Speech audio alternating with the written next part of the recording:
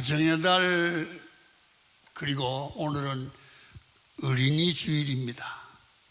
그래서 설교 제목을 뭘로 할까 생각하다가 욥에게 배우는 자녀 교육 이렇게 정했는데, 그렇게 좀 배운다 그러기보다 그래서 욥의 자녀 교육 그렇게 주부해 나갔습니다.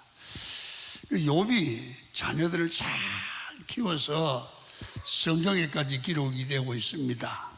오늘 말씀을 통해서 여러분들도 가정에 다 복을 받아야 되지만 오늘은 자녀들이 축복을 계승하고 잘 되는 가문이 되기를 축원합니다.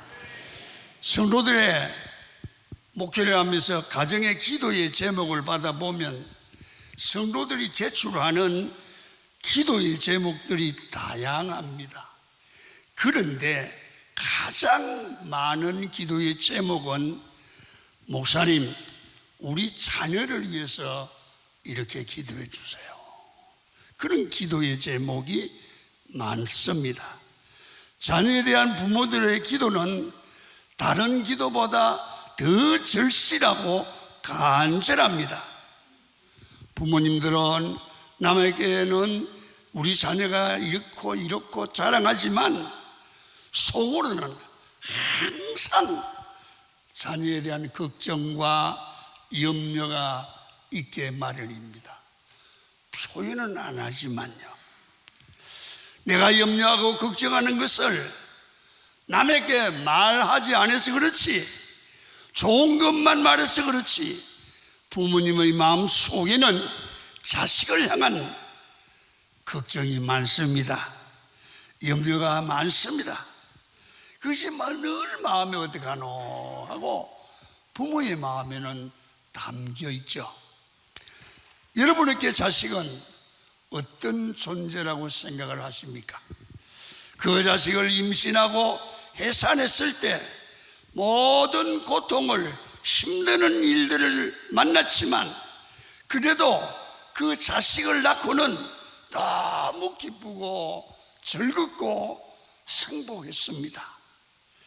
자식은 우리에게 고통도 안겨주지만 그런 의미에서 기쁨도 안겨주는 존재가 자식입니다.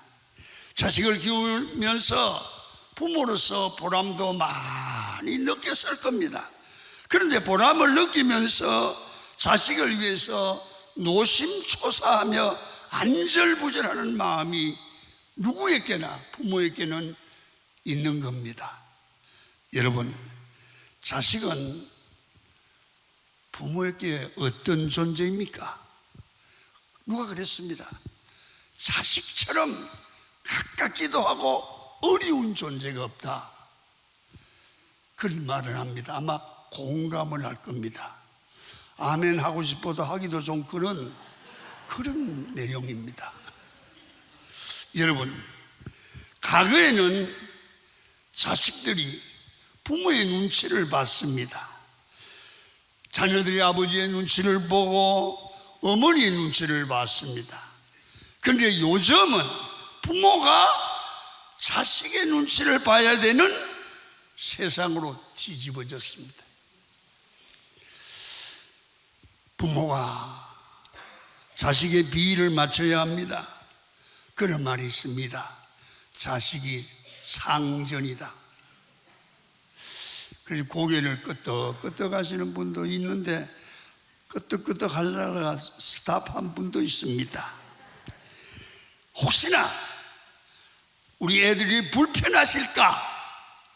우리 아들, 딸님이 식사는 하셨을까 궁금하고 기분은 상해지지 않으신지.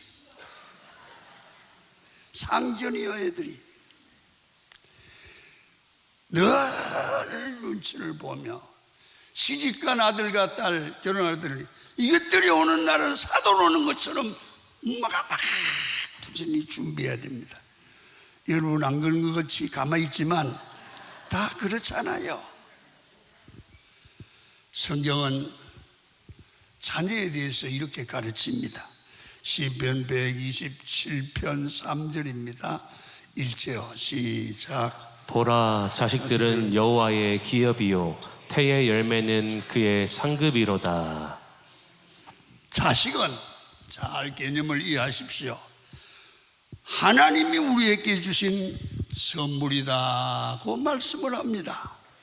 문제는 이 선물을 선물답게 받으려고 하면 자식을 키울 때 부모님이 가져야 될 책임이 있다는 겁니다. 여러분, 성경이 많은 곳에서 부모의 책임을 말씀하고 있습니다. 첫 번째 보죠. 잠언 22장 6절입니다. 시작. 마땅히 행할 길을 아이에게 가르치라. 그리하면 늙어도 그것을 떠나지 아니하니라. 부모는 자식을 바로 가르쳐야 될 책임이 있다는 거예요. 그 부모의 책임을 어떻게 감당하느냐에 따라서 그 자식의 미래가 결정된다는 얘기입니다. 여러분, 이거 굉장히 신경 써야 됩니다. 부모의 책임을 다 했으면 자식이 늙어도 온전한 자식이 될 수 있어서 부모를 부모로 알지만 그렇지 않으면 그 자식이 늙어서 원치 않는 사람이 되고 자라서 부모를 향하여 소도는 고사하고 덤비는 원수가 된다는 거죠. 어릴 때부터 가르치는 책임을 감당하지 못했다는 거죠.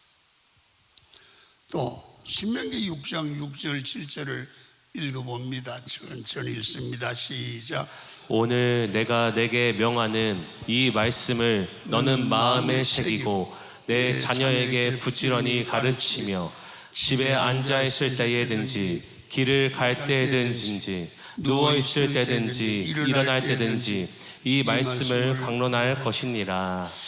부모님은 책임이 있는데 자녀들에게 흩어지지 말고 해이해지지 말고 자식을 분명하게 가르치라는 거예요. 가르치는 대로 된다는 거예요. 그래서 앉아 있을 때도 누워 있을 때도 일어날 때도 어떤 때라도 내 자식에 대한 부모의 책임을 다해야 된다. 이게 성경이 우리에게 가르치는 겁니다. 이 말씀을 근거로 해서 정의를 내려본다면 자녀는 부모에게 어떤 존재인가? 책임져야 될 존재, 책임지고 사람을 만들어가는데 최선을 다해서 가르쳐야 될 존재가 부모다 이거예요. 부모다 이거예요. 그러면 여러분, 부모로서 어떻게 해야 자녀에 대한 책임을 다할 수 있는가? 1절에서 5절 말씀을 통해서 욥을 이 모델로 가져오면서 욥은 어떻게 부모 노릇을 했고 자녀들에게 가르쳤고 그래서 어떤 열매를 거두었는가를 설명을 합니다. 여러분, 첫 번째로 욥은 자식에게 일상생활에서 삶의 본을 보이는 부모였다고 가르칩니다. 부모는 자식을 책임지려고 하면 생활 속에서 자식에게 본을 보여주므로 자식을 바로 키우는 부모의 책임을 감당해야 된다는 거지요. 신앙생활을 해보면 그렇습니다. 주일 성수를 잘하는 부모의 자식들은 주일 성수를 합니다. 제대로 하지 못하는 부모 밑에 애들은 또 그렇게 꼭 부모처럼 합니다. 기도하는 부모 밑에는 자녀들이 기도하지요. 욥에게는 10명의 자식이 있었는데 아들 7, 성경을 그렇게 말합니다. 딸이 셋. 이 10이라는 숫자는 이스라엘과 중동 지역에는 굉장히 의미가 있는 숫자인데 이 10은 만수입니다. 그들에게 10의 숫자는 부족함이 없이 만족하다는 의미입니다. 그러니까 욥은 자식들에 대해서는 만족했다는 것이죠. 여러분, 그 자식들은 욥에게 만족함을 누리게 하는 그런 효도하는 자녀라는 의미도 포함이 됩니다. 그래서 욥은 본문을 볼 때 자녀의 복을 받은 사람이다, 그렇게 정리를 할 수 있습니다.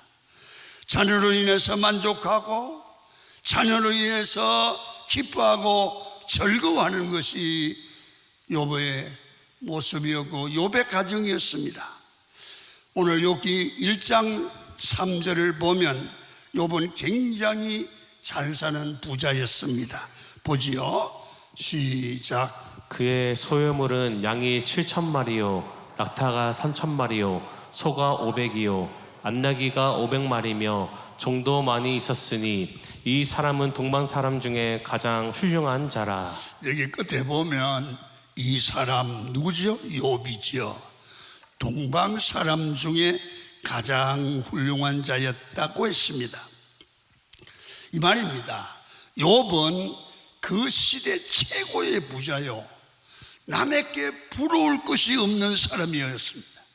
자녀들은 욥에게 큰 기쁨이요 만족을 주는 효성스러운 자녀였습니다. 그래서 욥은 부러울 것이 없는 사람이었고, 욥을 보면 야, 참 욥은 복 받았구나, 우리도 욥처럼 복을 받으면 좋겠다. 여러분, 이렇게 되길 원하시면 아멘 해보세요. 여러분, 저는 우리 강은교회 성도들이 욥처럼 이런 큰 복을 받으시기를 주의 이름으로 축원을 드립니다. 성도들의 가정에 자식들 때문에 부모가 너무 행복하고 만족한 가정, 물질의 궁핍함을 모르는 복받은 가정이 우리 성도들의 가정이 되기를 축원합니다. 이러면 얼마나 좋겠어요. 여러분, 자녀들 때문에 아무 걱정할 일이 없어요. 자녀 때문에 너무 행복한 거예요. 물질적으로 전혀 궁핍함을 못 느끼는 그런 욥의 가정은 행복했다는 거죠. 그런데 더 본문을 보면서 욥의 가정을 보고 부러워할 것이 있습니다. 자, 욥기 1장 1절을 우리 한번 읽겠습니다. 시작. 우스 땅에 욥이라 불리는 사람이 있었는데 그 사람은 온전하고 정직하여 하나님을 경외하며 악에서 떠난 자더라. 욥을 먼저 소개하는데요, 욥은 윤리 도덕적으로 흠이 없는 사람이었어요. 동시에 그는 하나님을 경외하며 하나님이 싫어하는 죄를 범하지 않고 악에서 떠난 자였고, 윤리 도덕적으로, 신앙적으로, 영적으로 누가 봐도 완전한 자였다. 멋있지 않습니까? 이것이 욥에 대한 보편적이고 객관적인 평가였지요. 욥의 사람됨을 오늘 성경은 말씀합니다. 여러분, 거기다가 욥만 그런 게 아니고 자식들까지 욥에게 기쁨이 되고 욥에게 자랑거리였습니다. 자식에 대해서 염려하고 눈물 흘리고 근심할 것이 없고 부족함이 없고 신앙적으로도 온전하고 도덕적으로 온전한 가정이었다, 그 말이에요. 멋있지 않습니까? 우리 이런 가정이 됐으면 좋겠어요. 그렇게 되길 원하시면 아멘해요. 안 되면 아멘이라도 해야 뭐가 될 거 아니에요. 그런데 이런 욥이 한 걸음 더 나가 하나님의 자랑의 대상이었습니다. 욥기 1장 8절을 천천히 한번 읽어보십니다. 시작. 여호와께서 삽텐에게 이르시되 내가 내 종 욥을 주의하여 보았느냐. 그와 같이 온전하고 정직하여 하나님을 경외하며 악에서 떠난 자는 세상에 없느니라. 여기 보면 하나님이 욥을 극찬하는데 사탄에게 자랑을 합니다. 여러분, 욥같이 하나님이 말씀합니다. 온전하고 정직하고 하나님을 경외하면서 악에서 떠난 자는 세상에 없다고 자랑을 막 했습니다. 하나님이 누구에게? 사탄에게. 여러분, 이것이 최고의 행복인 줄로 믿습니다. 하나님 앞에 나가면 혼날까봐 겁이 나는데 하나님은 마귀에게 막 욥은 이렇다고 막 자랑을 합니다. 강하니께 성도 여러분, 하나님이 욥처럼 여러분을 자랑할 수 있는 자랑의 대상자가 되기를 축원합니다. 이런 욥의 자랑들은 욥의 자녀들과 연관시키고 있는데요, 여러분 성경의 흐름을 보면 참 재미가 있습니다.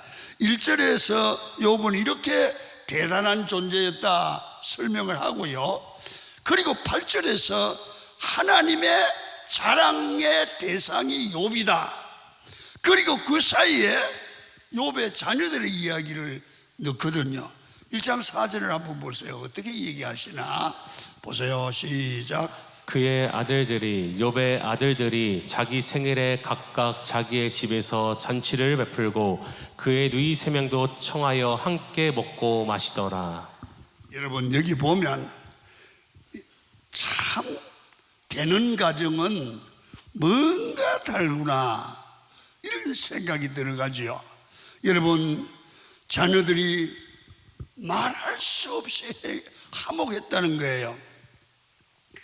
그런데 어떤 이때 욥이 이런 행위를 했다고 소개합니다. 자, 욥기 1장 5절입니다. 시작. 그들이 차례대로 잔치를 끝내면 욥이 그들을 불러다가 성결하게 하되 아침에 일어나서 그들의 명수대로 번제를 드렸으니 이는 욥이 말하기를 혹시 내 아들들이 죄를 범하여 마음으로 하나님을 욕되게 하였을까 함이라. 욥의 행위가 항상 이러하였더라. 욥이 늘 이랬다는데 하나님 앞에 항상 자녀들에게 본이 되는 삶을 살았다는 겁니다. 그리고 본이 되는 삶을 살면서 그 모습을 자녀들에게 보여주는 거예요. 성경은 지금 이런 욥을 우리에게 소개하고 있지요. 이런 부모 모습을 보고 자녀들이 자란다면 잘못될 수가 있을까요? 여러분, 매일 거룩하게 새벽에 예배하는 그런 눈물로 기도하는 엄마 아빠를 본 아이가 잘못될까요? 말 한마디 거칠게 하지 않고 하나님의 뜻대로 살아가는 엄마 아빠의 모습을 본 아이가 탈선할까요? 그럴 수 없지요. 여러분, 그들이 이런 욥을 보고 하나님을 두려워할 수밖에 없었습니다. 여러분, 이 욥의 얘기를 들으시면서 여러분은 자녀들 앞에 자신 있습니까? 자식들 앞에 나는 자신 있어 그렇게 말하기가 쉽지 않죠. 부모라는 근위로 자식을 통제하려 하고 자식이 어릴 때는 힘으로 자식을 억압했지만 그것으로 자녀를 책임질 수는 없지요.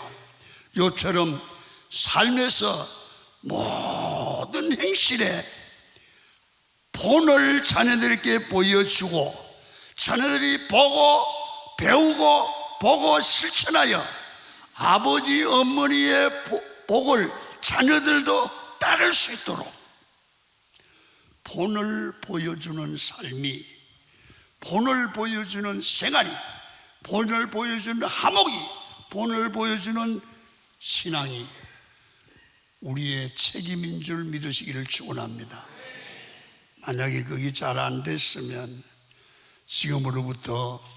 지금으로부터라도 본을 보이는 신앙생활부터 시작하면 좋겠습니다. 두 번째로 자녀에게 성결함을 가르쳤어요. 욥은 이렇게 많은 물질을 소유한 부자였음에도 불구하고 그의 관심은 자신의 부자 되는 데만 있지 아니하고 자녀의 신앙에 관심을 뒀다는 겁니다. 1장 4절입니다. 시작. 그의 아들들이 자기 생일에 각각 자기의 집에서 잔치를 베풀고 그의 누이 3명도 청하여 함께 먹고 마시더라.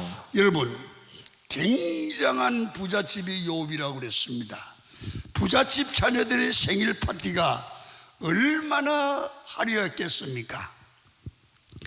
그 시대 최고 부자였다면 자녀들의 생일 파티가 얼마나 화려했겠어요?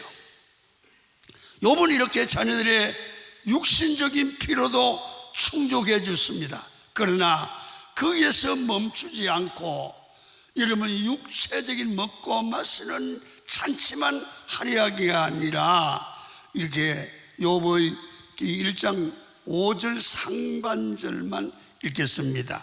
시작. 그들이 차례대로 잔치를 끝내면 욥이 그들을 불러다가 그들을 성결하게 하였다. 여러분 잔치를 하면 여러분들 자녀들과 하면 그냥 끝나면 빨리 가라 그러고 그러잖아요.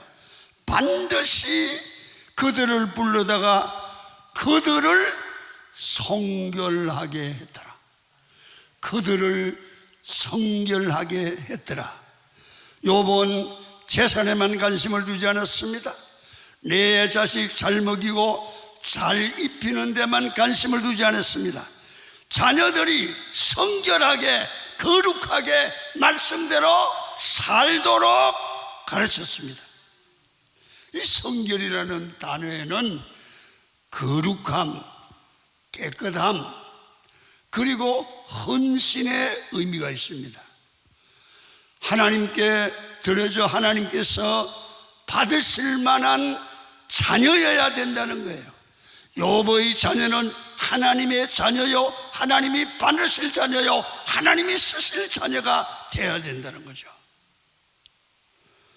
여러분, 그러니까 욥은 내 자식이 얼마나 잘 먹고 잘 입느냐, 내 자식이 남들에게 기죽지 않는 좋은 옷을 입느냐, 내 자식이 얼마나 지혜로운 사람으로 많은 지식을 소유했느냐가 관심이 있는 게 아니고 부모가 공급할 수 있는 최고의 것을 공급해 주면서 내 아들은 내 딸은 하나님이 받으실 만한가, 하나님께 칭찬받을 그런 자녀인가, 하나님이 복을 줄 만한 자녀인가, 여기에 욥은 관심을 가졌습니다.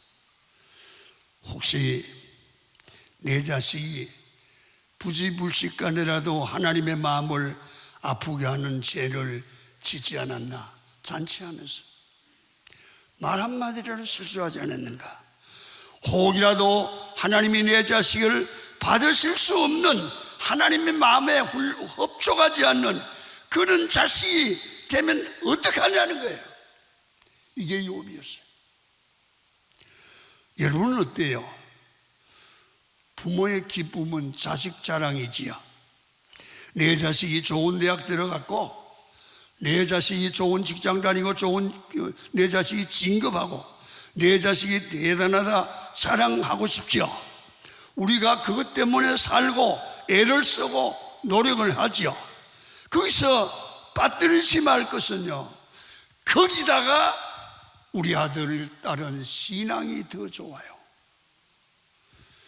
여러분, 이런 말을 할 수 있는 강한 교인이 되기를 축원합니다. 지금이라도요. 여러분, 그런데 우리는 이런 표현을 하지요. 자녀들에게 난 부모의 치로서 책임을 다했다. 뭐 학교를 안 보냈나, 등록금을 안 대줬나, 내가 굶겼나, 좋은 옷을 안 사줬나, 부모가 할 일 다 했다는 거죠. 그리고 신앙은 생각이 없어요. 자녀들이 비뚤어지기를 하고 부모에게 바락바락 덤벼요. 그 말은 못하지만 이 죽을 맛이에요. 또 반대로 자식들의 필요를 공급해 주지 못해서 돈이 뭐가 중요해? 기도하면 되지, 은혜 받으면 되지. 여러분요, 뭐가 옷이 중요해? 예수 믿는 사람이 믿음으로 살면 되지. 여러분, 요새는요, 친구들이 다 그 옷을 입었는데, 브랜드 이 옷을 입었는데 짝퉁 입으면 애들이 이렇게 안 어울려요. 어울리지를 못해요. 그래서 여러분, 우리는 두 가지를 해줘야 돼요. 세상 것을 누리는 복도, 성결의 복도 갖게 해야 돼요. 따라합니다. 누림과 성결을 공급하라. 그래야 대들지 않아요. 욥은 누림과 성결을 유지했다는 거예요. 균형을.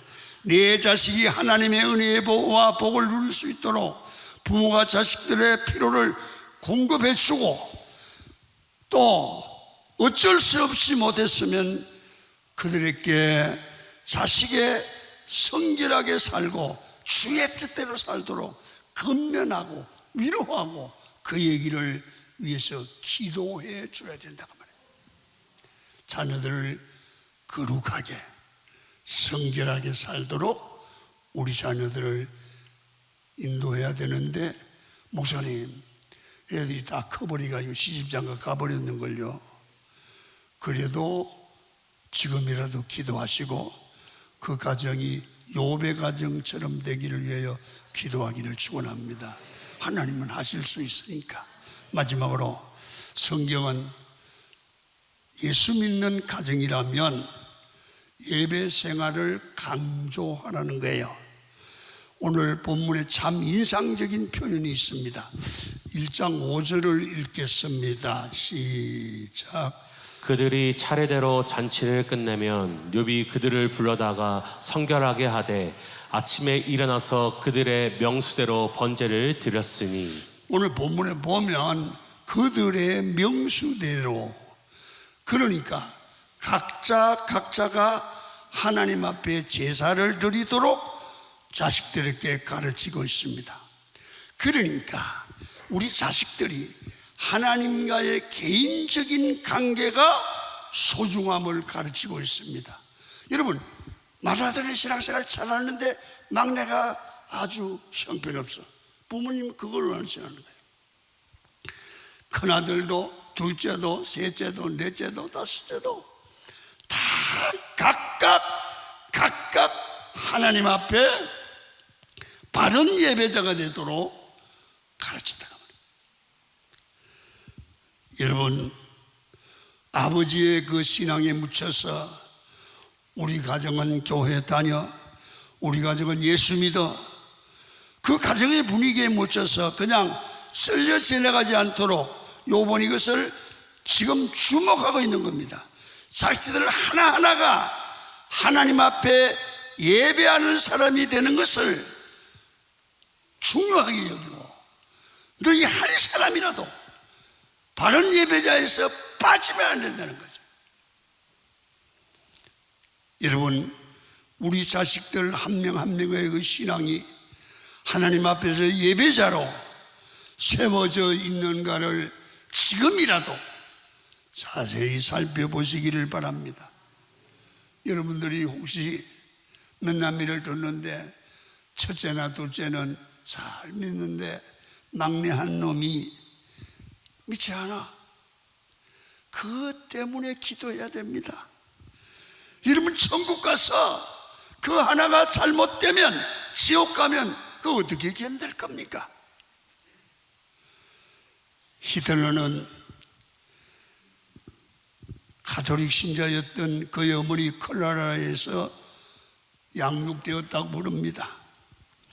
그거는 세례받은 신자입니다. 그래서 부모도 그거는 신자로, 자신도 세례받은 교인으로, 교회도 그를 신앙인으로 생각했다고 합니다. 그런데 1932년 그는 연설에서 폭탄적인 선언을 합니다. 히틀러 자신은 가톨릭 교인도 아니고 개신교인도 아니고 나는 독일 교인이다. 이게 사람들이 무슨 말인지 몰랐습니다. 그런데 그는 교회는 이렇게 선언합니다. 교회는 노예들의 집단이다. 교회는 세상에서 사라져야 될 리스트 가운데 넘버원으로 살인마적인 유대인들 집단 학살을 감행했습니다.